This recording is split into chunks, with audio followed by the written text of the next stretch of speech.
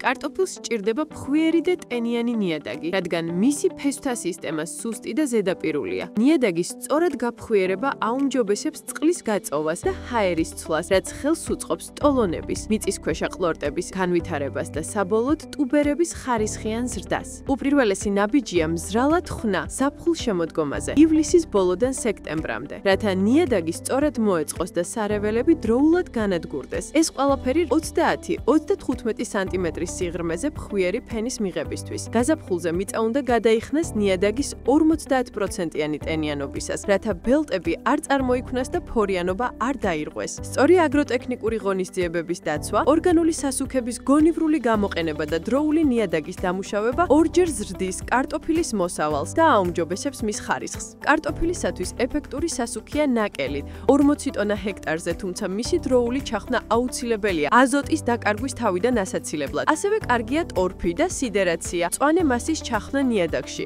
მაგალითად, ხანჭკოლა აზოტს ჰაერიდან ითვისებს და ნიადაგს ამდიდრებს ადვილად ასათვისებელი საკვები ნივთიერებებით. ხშირ შემთხვევაში კარტოფილის მოსავლის დიდი ნაწილის დაკარგვა ნიადაგის არასწორი დამუშავების შედეგია. უხვი და ჯანსაღი კარტოფილის მისაღებად ყურადღება მიაქციეთ ნიადაგს.